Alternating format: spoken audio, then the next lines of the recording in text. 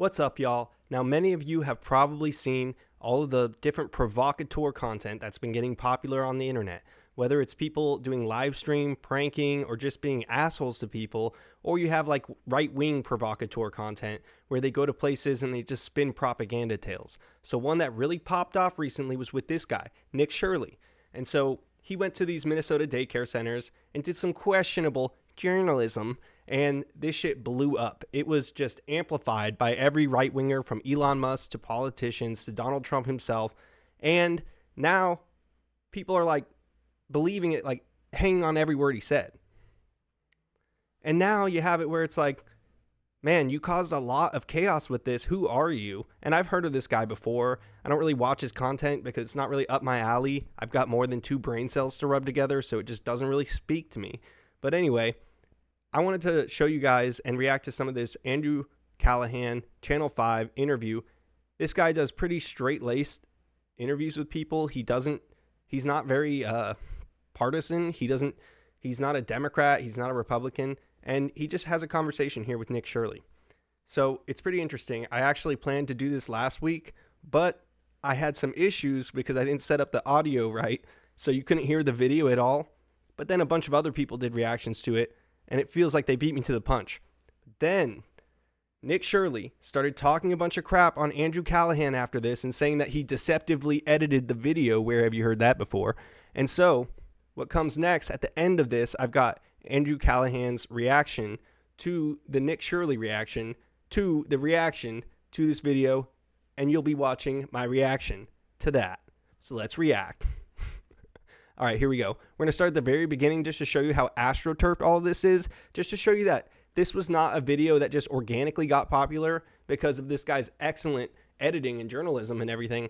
It was a video that got blown up by the right-wing media sphere, and because of that, it got amplified on Twitter, it got amplified on True Social, and he got tons and tons of views. So let's listen how, right off the bat, this isn't very organic. My video on the expose of the fraud in Minnesota is the most viewed video ever by a creator, longer than 10 minutes, than anybody other than the name of Mr. Beast. Altogether, it did around 500 million views. Who do you think were the main people who signal boosted the video and brought it into that true viral orbit? Elon Musk, who shared the video. JD Vance, he shared the video. You had the Attorney General. Well, she actually didn't share it. She reacted to the video a few days later. Literally, quite frankly, every account on X saw that video. Okay, so right off the bat, he's like, yeah, it was the most popular video over 10 minutes by anyone other than Mr. Beast, but he says it in a lot more words. And he doesn't seem to understand that it's this way because Elon Musk owns Twitter X and he amplified it. And other politicians amplified it and boosted it as well.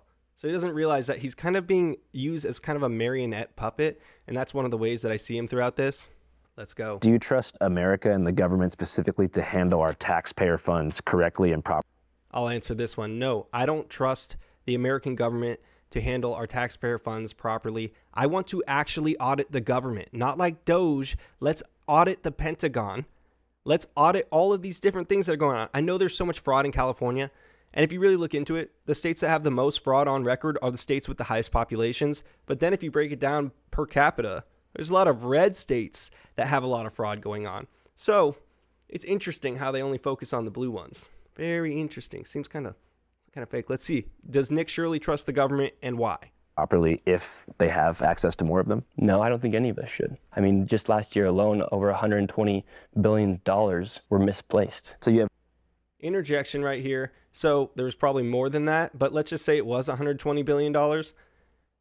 The federal tax deficit, the amount of money that California pays to the federal government, if you subtract the amount of money that they give us in federal tax benefits, it comes out to like $260 billion that we're giving and not receiving on, just because of the way that taxes work and the high population here. But nonetheless, hypothetically, that money was raised by Californians. And you're saying that just the excess federal tax money from California alone could pay 2 times over for all the fraud that's going on in the whole country? You're welcome from California, y'all. All right, this one right here I call sniffing his own farts, because Nick Shirley is high on his own supply. Let's see. I have quite literally saved America millions of dollars. That's why you saw the mainstream media attack me instantaneously after I exposed $100 million in fraud. Why would they not go investigate the fraud? Why would they investigate the person? You just go around and point at buildings and get a fraud calculation tally going up. Yeah, spotting fraud is so easy. What are all these attorneys bothering with all these lawsuits and actually auditing people and looking through their paperwork? Fraud, fraud, fraud, fraud. You're a fraud. What do you think about that, Shirley boy? I know I'm going to get a lot of hate on this video for just talking freely about what an idiot this guy is and how stupid this is, that this is what people are calling a journalist, and people like J.D. Vance are saying he should get a Pulitzer Prize for this crap. Come on, y'all. So make sure you throw me a like if you think that this stuff is stupid, because they are gonna mob on me. They love to do that, but you just make me laugh. So come on, hit me in the comments with all of that. Okay, this part right here is pretty funny because, like I said before, this was astroturfed and all the politicians and the establishment was actually hyping this video for their propaganda. So he's going to go on to say how they got some information from a government source, and then this government source that fed him the information through another man that he has in his video, the government gave this man in his videos information, and then he passed this information directly to Nick Shirley. The person that gave that man this information was working with this politician woman, who then claimed, yes, we've been working with Nick Shirley. And then he on Twitter X, whoops, dropped my phone there. Then he on Twitter X says he doesn't know who she is. And I just find that to be hilarious because he just doesn't realize that he got like fed information and then he just baby birded it back out to his audience. And then he's like, no, I didn't get information from them. I got information from the government, but not her. She's just trying to ride my coattails. It's like, dude, she did give you the information. You dunce. David, all those numbers are straight from the Capitol. So a couple days ago, Minnesota State Representative Lisa DeMuth said that her Republican caucus had been, quote, working with you ahead of your coverage. How do you respond to that? Yeah, I had no idea who she was. Our caucus has been working to expose fraud for years, including working with Nick Shirley. Minnesota House GOP leaders say they provided the YouTuber with information in the now viral video. So you feel like she's just clout chasing? Yeah, that's what I literally put in the reply in the tweet. So he says she's just clout chasing, and he like ratioed her on Twitter apparently. But then let's listen. Campaign freaked out when I tweeted that. That's the lady who I was referring to earlier in this interview. So her staff was the people that David had received the information from. Her staff was the people that David, the guy in your video, had received the information. What do you mean you never worked with her? Just because you didn't actually meet this woman doesn't mean you didn't work with her office. Oh my God, it's so silly. David reached out and she works inside the government, so she did actually a good job by doing what she's supposed to do by serving the people and giving that information. Yeah, it says that Harry... So she did a good job by giving that information, but he wasn't working with her. Come on, man, this is so silly. Here's another situation where it just shows that Nick Shirley doesn't even understand the conversation that he's having with Andrew Callaghan. So Nick Shirley says, it's crazy that these immigrants got from Mexico all the way up to New York. And then Andrew Callahan's like, yeah, but wasn't that like the Texas governor that was sending them up to New York? So you think this was handled wrong on the federal and the state level? And Nick Shirley's like, yeah. But the governor just owned the Democrats. So it was good what he did. It's like, no, you just said it was bad on both sides, and you're acknowledging the fact that that immigrant wouldn't have even been in New York if they hadn't been shipping them up there to try to prove a point to the liberal areas. All right, let's go on with this. I just couldn't believe that I met somebody at the border. She gives me her WhatsApp, and the next day she texts me and she's in New York City. I was like, how is this happening? How are people just being trafficked around the country? How are little kids just coming over here? How's there a 15-year-old girl, or I think she was 17-year-old girl from Dominican Republic, all by herself? How are people doing this, and how's the government enabling this to happen? I remember going to the border for the first time, and I saw migrants coming over the border. I'm like, oh my gosh, what's going on? Okay, you got to say, it's not like he's completely off base on everything.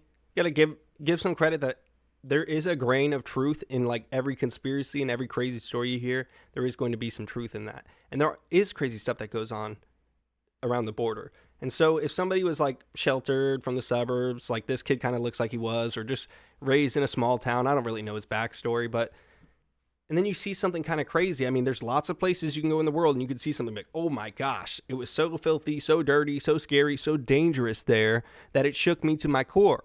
But it seems like he's just looking for these little pockets of craziness that he can spin into a story against the Democrats time and time again.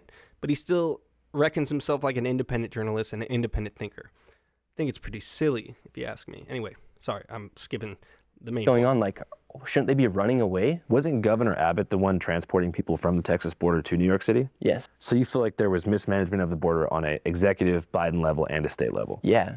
And I think like Governor Abbott, that was his way of like saying like F you to the to the sanctuary cities, and for the Democrats was it for just mishandled? accepting and letting this happen, saying, okay, well, we're not going to. So it's like, I don't even think like he's laughing and saying like, oh yeah, Governor Abbott showed them. Dude, you just said it was mishandled on both sides, but you just like the way that Abbott mishandled it. So I honestly, is this who y'all are getting information from? You really need to find some people that kind of know halfway what they're talking about, because it was really hard to get through this, but I did get through this. So I'd appreciate y'all for showing me a little respect for doing this hard work out here. Not really, but it was a little bit of work. This was a serious droll to get through. So I just skipped to some funny parts for us to react to, and then we're going to look at the whole Andrew Callaghan reaction to Nick Shirley freaking out about this interview. And this is why I wanted to play a little bit of this for you still, just so that you could see what the interview is like, see how it's just like a casual conversation, and see how the cuts are made to make Nick Shirley sound a little better than he actually sounds at the end of the day. Once you see the rest, it's pretty funny. All right, so this section, we go marionette puppet mode again. Let's see what he's got to say. I'm talking about fraud since 2019. How do you feel about the way the, I guess, liberal side of the mainstream media has characterized your reporting? They're defending fraud. I'm showing people what's happening. I showed it exactly how it is, as it is, and now they're defending fraud. Even if people aren't defending fraud, Nick Shirley, there's even a point in this video that Andrew Callaghan brings up a Democrat in the area that's like, we are looking into the fraud seriously, even though we question some of Nick Shirley's methods. A lot of this fraud, you only know about this because it was being prosecuted already. You're not the first person to bring this up, dog, and nobody likes fraud. Honestly, to just say that, oh, the Democrats, they're defending fraud and they're attacking me. No, dude, they're attacking your shitty journalism, if you can even call it that. Oh, wait, I started calling them Somalians too. The Somalis are going to the Somali. It's because the right-wingers keep doing that. They're not Somalians. I have 24/7 security with me right now because people think me exposing fraud is bad. And was that something that has... I have 24/7 security with me right now because people think me exposing fraud is bad.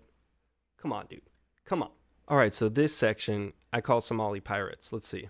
Yeah, you know what I was thinking about, man? Is like, on that note, how do you think I could like build more credibility on like the more conservative side of the aisle as far as interviews go? Don't be afraid to say, what are Somalians known for? When you know the answer inside your head, but you're too afraid to say it. Well, I just don't know if... All right, what are Somalians known for? This is why I keep saying Somalians, because I've watched this crap too much.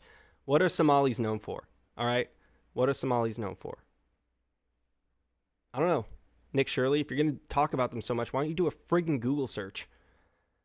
I don't know much about Somalis, so I figured I'd do a Google search. Let's check it out. Somalis are known for their rich oral tradition, earning them the title Nation of Poets. Resilience, strong clan identity, vibrant hospitality, distinctive cuisine, historic trade in frankincense and myrrh. You've probably smelled that, haven't you, Nick Shirley? And a strong Islamic faith. Oh, is this why you don't like them? Lots of Islamophobia just being thrown around lately. Along modern entrepreneurship in diaspora communities. They excel in music, storytelling, and crafts, valuing family, elders, and community unity. So they're really known for poetry and storytelling and a rich oral tradition. So why can't you just go and learn about them? Maybe the reason why there's not as much written about them for you to read is because they have a rich oral tradition. And you would learn more if you were to go there and actually talk to some of the people, man. So come on, just try a little bit. But he's going to go on to say that they're known for being friggin' pirates. If it's based on a stereotype or if it's not. You know what they're known for. You said it. What, pirates. I mean, so you're scared. This guy watched one movie where there's Somali pirates, and he's like, Somalis are known for being pirates. I'm not scared. I just want to no, I'd have to go. Scared. I watched a movie about a white school shooter, so white guys are known for being school shooters. Come on. Can you not see how this could backfire on you so easily, dog? Come on. And talk to them. You had to think. I don't want to go out and say things about people if I don't know the community. I gotta go to restaurants. I asked you the question. What are they known for? And I knew you knew what they were. Because Hollywood promoted Captain Phillips. I mean, what are we known for in Somalia? I don't know. Cheeseburgers. So why'd you question your thought? I'm not that smart. So you're asking how do you gain credibility and trust? Well, you say a fact for a fact. You just gotta be a little more racist and edgy, bro. Racist and edgy, bro. All right, this next part, he just seems to just like slob on Elon's knob for no reason. Let's see. Just to show you who this guy's heroes are, y'all. This is who he aspires to be. A rich idiot like Elon Musk and Donald Trump. I think the one main issue that I feel like unites the left and the right, at least in a certain income bracket in the U.S., would be affordability. Yes, 100%. I think it's probably the main issue that we're talking about. Deep down, I think that the main difference here is diagnosing how we can get to that point. You know, because when you're talking about your issue with fraud, you mentioned healthcare being expensive. Yeah. So we're all talking about the same thing here. It's just, I think the main difference is how are we going to get there? And then when we have someone like Elon Musk, the smartest man in the world, who offers his help to get rid of fraud here in the United States, that could potentially cut down prices for healthcare, that could potentially help. No, bro, healthcare is more expensive than it's ever been, and anything that Elon Musk and his goons did has only made things worse for people that need things, man. This is crazy. A crazy take. The fact that some people still believe Elon Musk is the smartest man on earth, but just because he has a ton of money, you gotta be kidding me, man. Elon Musk is a liar, a grifter. Put that man in a room with some tools and ask him, build me a rocket, Mr. Genius. Tony Stark, man, build me the Iron Man suit out of some scrap metal. That's how he talks, like he can do stuff like that, but he can't. Do you have to... man, I guess some people are just...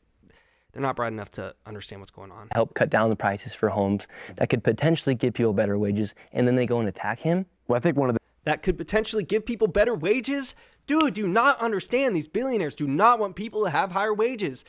You're just a straight up propagandist at this point. If you're spewing these talking points, just do like one lick of research. You call yourself a journalist, man. Are you kidding me? When do the rich people treat their employees good? How often does that happen? Sure, there's probably an exception to the rule, but not everyone is being, getting people motorcycles at the end of their filming like Keanu Reeves or something. Like, it's not like that, man. Elon Musk is not good to people. How do you not see that, dog? Come on. Anyway, we got one more section that we're going to get to in this, and this is where he chokes on Trump's balls next because, like I said, he wants to be Elon. He wants to be Trump. And honestly, if you put the three of them together, some genius ideas would probably come out of that. You got three big brains, really good ideas here. They're going to go to Mars and beyond. Trump's the only president of our lifetime who's actually not even collecting a salary. Trump's the only president of our lifetime that's not collecting a salary? What don't you understand? All right, let's look it up right here. Boom. Forbes. Do you trust Forbes' reporting on money? Oh, presidency boosts Trump's net worth by $3 billion in 1 year during the first year of his term. He's boosted his net worth by $3 billion. Y'all realize that this man was not even a legitimate billionaire before? Oh, he's not taking a salary. Are you freaking kidding me, man? Do y'all not understand this? Look it. Oh, he lost money during his first term. Okay, but now he's making billions and billions of dollars. You cannot keep spitting and spilling this stupid crap, man. Come on, it's got to stop. It's got to stop. You do not see this? Look it's Forbes, the freaking money website. Come on, y'all. Or I guess they were a newspaper. Anyway, I can't even talk about Trump anymore. Let's get on to Andrew Callaghan's reaction after Nick Shirley has a bunch of issues with this interview after he was being real nice. Let's listen to what Andrew Callaghan has to say. Let's go. I sped this up to 1.25 because it's 15 minutes so that we can get through it a little bit quicker. Andrew Callaghan, I should throw that like in there. Andrew Callaghan, I don't really align with him politically all the time, and I don't agree with everything he has to say, but he does do some pretty interesting interviews, and I think he was very fair-handed with Nick Shirley here. And so the response of Nick Shirley freaking out about it goes to show you, man, goes to show you the level that we're at. All right, so normally and historically, my policy for whenever somebody's saying some factually inaccurate stuff about me online is to turn the other cheek, keep my head down, and get back to grinding. But in this case, with Mr. Nick Shirley, who is now falsely accusing me of conducting an unfairly edited interview, I think I'm going to pick option 2 and let people know what went down. Journalistic integrity is something that I kind of take a little bit seriously, and I can see a future wherein access is limited to prominent people, especially conservatives, if I don't dispel this false narrative immediately in its entirety right the heck now. So to do this right, I'll have to show you. So he's saying that he doesn't want to lose access to interviewing different prominent people, including conservatives, because he does like to have these pretty open conversations with left-leaning and right-leaning people. So he's saying that if people perceive me to be somebody that's not honest in my journalistic integrity, then people aren't going to want to do interviews with me. So this could affect my future business of just doing journalism because he's smearing me. So he responds. Here we go. Let's see. It's actually a hilarious response. He owns him without having to own him. A couple of things, including text messages between him and I, and actual footage of the working Premiere sequence that I used to edit the interview, so you can see what was cut and why. So let's begin with an editing lesson. So when we're dealing with a long form interview of somebody who talks very slowly and circles back to repetitive talking points, one of the first things that we someone who talks very slowly and circles back to repetitive talking points. Ooh, say it without saying it, brother. in post-production is cutting what's called dead air, which means long pauses between words or sentences, or fixable verbal stammers to slow down the conversation and risk boring the viewer. So in this raw interview with Nick, which had a total runtime of 2 hours and 2 minutes, we had to cut nearly half an hour of dead. So it was 2 hours and 2 minutes of an interview, but they had to cut out 30 minutes of dead space. So now you only have 90 minutes of interview. All right. What else did you cut out? Tell us what you're hiding, Andrew Callaghan. Release the files. Air to make it listenable. Many people like to choose their words carefully, so I get it, but there was a couple points in the interview that even in person we had to have Nick repeat himself because the crew felt that no amount of corrective editing would possibly be able to make him sound normal. It's been an interesting few days, past 72 hours. My video on the expose of the fraud in Minnesota is the most viewed video ever, longer than 10 minutes, other than Mr. Beast. Do you say the fraud? I'm sorry, man. I don't know if this guy has a speech impediment or whatever, but I think I memorized his thing faster than he doesn't even remember what his video is. It's the most viewed video, longer than 10 minutes, other than Mr. Beast. Done. That easy, dog. In Minnesota again, then you kind of stuttered. Yeah. Wait, are there going to be cuts in this, or just going to be one take? Which will make it perfect. So if we ask for say it again, it's just to make sure you say it perfectly. Oh, okay, yeah. So so my video on the fraud in Minnesota is the most viewed video ever by a creator, longer than 10 minutes, expose style, than anybody other than the name of Mr. Beast. So bear with me. All right. Forgive me for making fun of this guy. He's a multimillionaire now off of doing his stupid fake journalism, propaganda, mongering. Come on, man. We can make fun of these people. It doesn't matter what we're making fun of him for at this point. This guy's an idiot. He doesn't know what he's doing. If you watched his video, you need to do a little bit more research before you believe that this guy is legit and he knows what he's talking about. Come on, you guys. Can you see this guy is struggling to just get a sentence out? And everybody struggles to get a sentence out sometimes. But this is crazy. They chop cut this to make him sound better. And he still is so hard to understand. He's almost incomprehensible linguistically, man. Come on. Here, I'm going to show you the raw footage, and we'll see how with the magic of editing, we were able to make Nick sound actually smarter and faster than he was in person. Check this out. How does that make you feel, like, gratification-wise as an independent journalist? Well, I think it's the first video you've seen in a long time where a journalist actually went and created a video that created a change instantaneously. For instance, you had the HHS, Health and Human Services.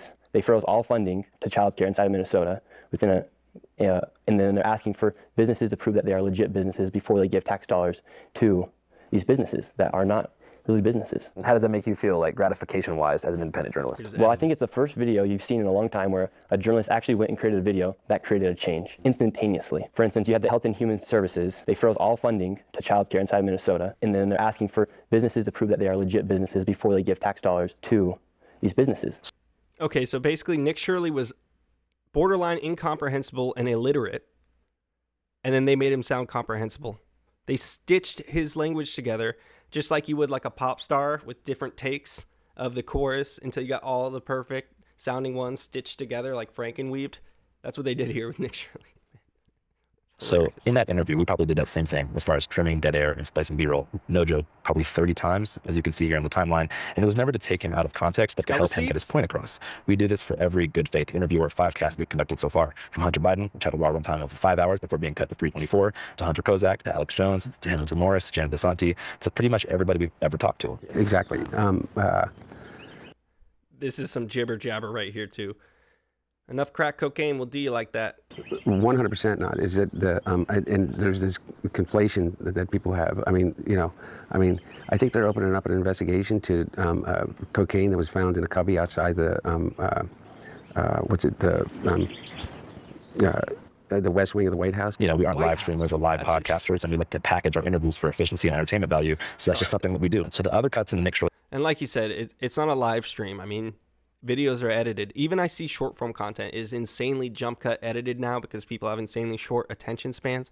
Honestly, I listen to stuff sped up a lot of the times because it's too slow for me. And then I talk fast so that I can get a lot of information out quickly and keep the train of thought going because people have a short attention span. So that's some real shit. He's just trying to make the interview watchable for people. interview that weren't dead air related were conversational beats that I personally found either boring, repetitive, or so off topic to the point that they derailed the conversation away from its intended focus, which was fraud in Minnesota and Shirley's personal background. We cut probably 25 minutes of unproductive, redundant banter about Portland, Mormonism, gay marriage, his new crypto coin. I heard you also made a coin of some kind. I didn't make a coin. I just joined a platform I didn't make a coin. I just joined a platform. where you can monetize your content. And there actually, so yeah, it is a coin. Actually, yeah, it is a coin. Come on. You can then monetize your content, just similar to like how you upload on TikTok. You can upload your stuff on there. It's just based off Coinbase. The history and ethics of welfare in America, and 6 whole, nearly identical back and forths about his 89% statistic that he falls back on unchallenged. 89% of the fraud is being committed by Somalians, and 89% of the fraud being committed inside Minnesota is by the Somalian population. Okay, that is not true. 89% of the defendants in that criminal case of fraud in Minnesota, that instance of fraud that a lot of people took advantage of, that one grouping of people was like that percentage Somali. Not all of the fraud in Minnesota is that percentage done by Somali people. Come on. Just read it. Just read it. Read it, man. Read. 89% of the fraud happening by people who were brought into our country and then committing fraud. So 89% of the fraud happening in Minnesota is from the Somalian population. Right, but 95% of Somali Americans in Minnesota are legal. Yeah, 89% of Somalians are committing fraud. Since we ended up 89% of Somalians are committing fraud. Dude.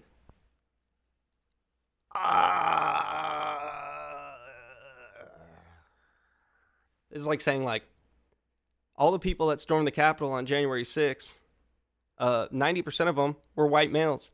Insurrectionists are white males, and 90% of white males are insurrectionists. That's not how it works, dude. Come on.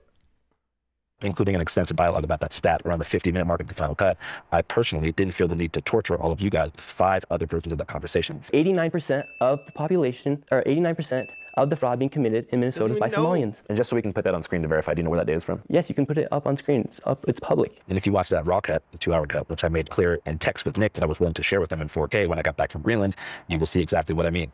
This is not a Sacha Baron Cohen style ambush edit or a Jim Jeffries Avi Yemeni situation where I primed him, by saying crazy shit to get his guard down and then Shanghai him with post-production. I was trying to help Nick Shirley, which it seems up until yesterday he really appreciated. So after the interview came out about a week ago, he texted me right after saying the backdrop of this interview is hilarious. It was filmed in his uncle's upscale game room in Farmington, Utah, in front of several taxidermied bears that were presumably killed by the Shirley family. He goes on to say, fun watching the reaction from both sides. Appreciate you coming out. Wish you the best in all you do, bro. To which I replied kindly. But then the clip. So clearly he thought that it was a friendly interview right after conducting the interview. But then he starts getting roasted for not being able to pronounce certain words, right? And some of the people were going after some low-hanging fruit. But honestly, this guy goes after low-hanging fruit. So why can't we pick his low-hanging fruit? Come on. It's just fair. Started doing the thing that they do counter by them, finding the most outrageous or dumb soundbite in the entire piece and memeing it into oblivion while missing the entire point of the dialogue, which was to try to find common ground on issues like affordability and the collapse of the mainstream media. I mean, I fundamentally hope that everything you're saying is true, just so you know. Yeah, I hope so too. Yeah, I hope we all have the best interest in society. And I think this is a great point from Andrew Callaghan. Even if we don't like what's going on, some people are like, no, it's going to be for the best of our country. We got to hope that it is for the best, even if we are unhappy with it or if we think it should be something better. We got to just hope that it's for the best in some way. Come on. So I think that's a totally fair thing to say is like, look, I hope you're right. I hope that Trump is good. I hope that all these things that we're doing are going to make the country better. But Andrew Callaghan clearly states that he's not a Trump supporter and he doesn't think that we're doing all the best stuff for the country right now. So it's fair, though, to say, like, I hope you're right. I hope that I'm wrong and you're right and things are going to get better right now and not worse. I respect that. For our people, because the affordability is insane and people can't buy houses. And if we're talking about creating change, we need to let innovation prosper inside the United States. Yeah. And you're not seeing we're not seeing innovation. In fact, we're seeing fraudsters take our money. If you guys saw, the clip that did the most rounds was when Nick tried and failed to pronounce the word benevolent. Who do you think are the 3 most benevolent billionaires? What do you mean by the word benevolent? Just well-intentioned, positive billionaires who you think are creating, you know, net positive societal progress. Trump? Our president? Because he never said it right Trump and said and Elon. malevolent twice, there was no way to cut the dead air or trim the stammer. So we left it in. And personally, I don't think it's that big of a deal to not know that word. I mean, he is wearing a hoodie that is making fun of immigrants for their spelling errors, but benevolent has more syllables than learning, so I get it. But the comments on this clip were brutal. Like, actually. I get it, man. 4 syllables is a whole lot of syllables, and learning is just 2 syllables, so it's like 2 whole more syllables, and we get it that you're just not quite there, brother. Genuinely mean, and it couldn't have felt good from his perspective to read these things. We're talking tens of thousands of people declaring right-wingers this have guy been is asking retarded, for. The which internet he's to be not. unfiltered But there again. are some moments in the interview that even with dead air trimmed for speed, You're gonna get Nick R does not words give his best sometimes. performance, particularly when blaming immigrants for rising rent prices. It's just simple supply and demand. If you have 20 million people who need to come and buy a house or rent an apartment, and you have other people who need it, you're going to raise the prices. Suggesting that Muslim Americans keep multiple wives in private while dismissing the association with his own religion, Mormonism, and polygamy as just a harmful stereotype. As far as the wives go, that's not a thing in Utah. It's not a thing in Utah. That's a negative stereotype. Negative stereotype. And also confronting me about staying silent on the death of Charlie Kirk, while admitting that he consciously chose to not watch. Those Islamic people always keeping multiple wives. Meanwhile, here in the United States, I've really only heard of Mormons doing that, so come on now. The video that I made in the immediate aftermath of it. And so I thought that was kind of messed up of you to not publicly denounce what happened to Charlie Kirk. I did. And I didn't even watch the interview because I didn't want to watch that. Well, you should watch it. I don't want to. Well, you should watch the video because Why didn't you publicly denounce what happened to Charlie Kirk? I did in that video. Well, I didn't watch the video. Well, you should watch it. I don't want to watch it. Well, no shit, you're not going to know. Come on, man.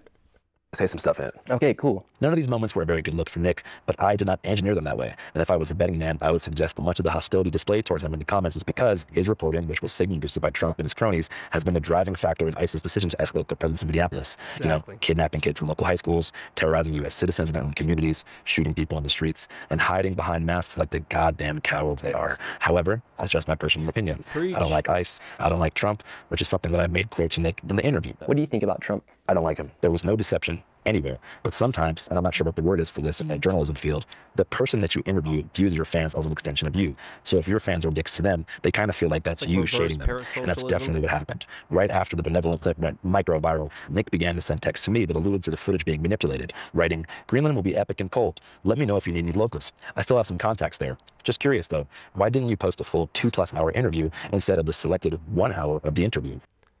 Like you just said, because you couldn't finish a sentence cleanly, man. So he had to edit it to make you sound legible to people. Notice the word selected. Nick suggests that I cherry-picked his worst moments, which is concerning because we consciously did the opposite. But as you can see from these texts, I explained our entire editing process to him, as I did to all of you, and as I mentioned, even offered to send him all of the raw video files when I get home from Greenland, which I'm doing now, and gave him full permission to clip any and all moments of the piece for his own socials. Fast forward to 2 days later. I wake up.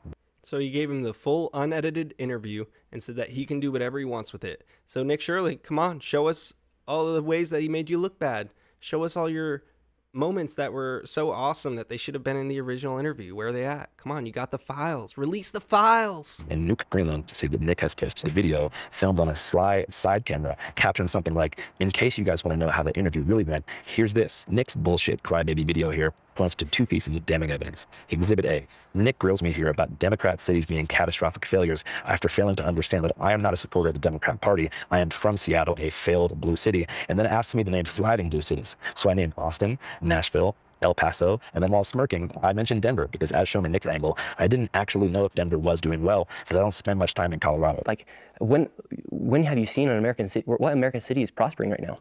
Austin, Austin. Name another one. El Paso, Texas. El Paso, Texas is prospering. Yeah. Blue I think- Why do you think? It's doing better. New bars and restaurants have opened, but I can probably think of some better examples. what- where have- Nashville's doing good. Austin's doing good. Phoenix is doing good. Basically, any place with low state tax is getting a lot of. In any place that's not Democrat. I don't know about that. I mean, Name a Democrat city that's prospering right now. well, it would have to be one that's affordable. Name one. A city inside of a blue state that is prospering. Denver. Why are you smirking? Because I don't know if it's prospering or Because not. it's not. See, you can't even answer the question, dude. It's not prospering. Denver's Like, why don't you know the answer to the thing that is my specialty?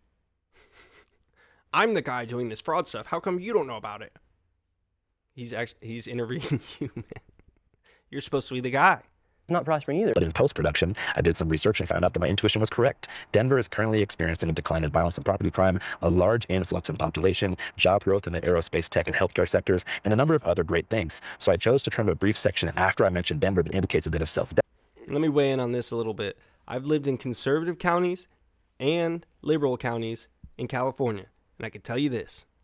The liberal places that I've lived have been superior to the conservative places by like every single metric. It's not even close. They've got more small businesses. They have a more diverse community. People are friendlier. People are biking more. People are just willing to, meet the people around them and being less closed off and feeling like everybody is their opposition.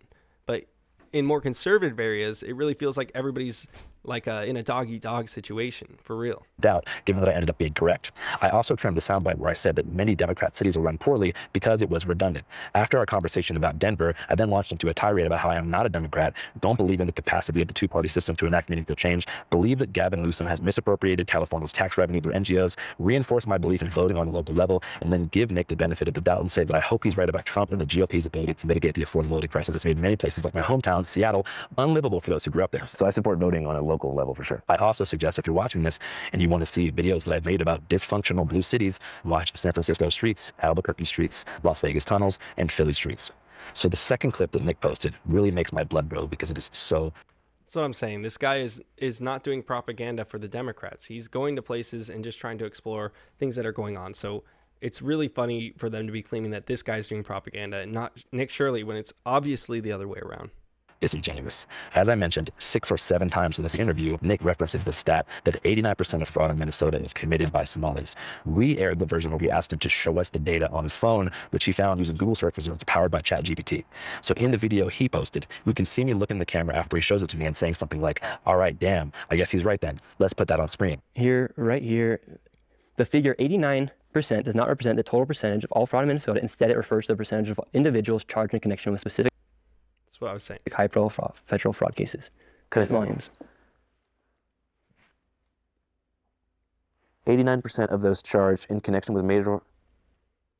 Wow. Identified as Somalian Americans. Well, looks like it looks like I'm interested to see what you put in this interview because looks like there is a problem with fraud. He is kind of right. However, the stat refers specifically to the already litigated Feeding Our Future case, which resulted in over 60 fraud convictions in Minnesota. The ringleader of the nonprofit behind the scam, Amy Bach, is white, but it is true that 89% of convicted defendants in that case were Somali. And that's what makes me so pissed about this particular piece of evidence that Nick presents. The exact thing that he is showing me on his phone in the video is what I put on screen in the final cut. I did exactly what I said I would. He frames my decision to put that on screen as some kind of like liberal ball-busting fact check, but it's actually supplemental context for something he's literally fucking showing me, which is why it pisses me off. So that's all I have to say. I'm just in a phase of my life where I've been doing this for so long, and I care about this so much that I don't want to play these kind of games, especially with people who can't take an L. I want to put my credibility on the line by spinning things in a way that benefits their reputation. he literally went out of his way to try and make me look bad, which is not cool. And I wouldn't say that's like very, but He went out of his way to make me not look good. That's what he says. He went out of his way to make me not look good. He went out of his way to make you look good, to make you coherent, to make you sound like you aren't an idiot, dog. And oh, you're so funny. You're hilarious. benevolent of him to do. I think my policy moving forward, especially when working with people who are filming their own versions of things and lack the integrity to be honest with their fan base, is to either go live during every interview or upload the full raw files on Patreon the moment a Final Cut hits YouTube, so there's no room for these kinds of shenanigans, because it's exhausting, and I've got real investigations and real documentaries in the field, in the works, that I need to prioritize over these malevolent antics. 2026, keep my fucking name out your mouth. 5. There you have it. There you have it. So you could look at it whatever way you want to. You could decide who you believe, who's being doing propaganda, who's being fraudulent here. And it's clearly Nick Shirley is the fraud. Nick Shirley is doing propaganda. And Nick Shirley can't hold the L. That's all for this one, y'all. I hope you had some fun with that. Peace.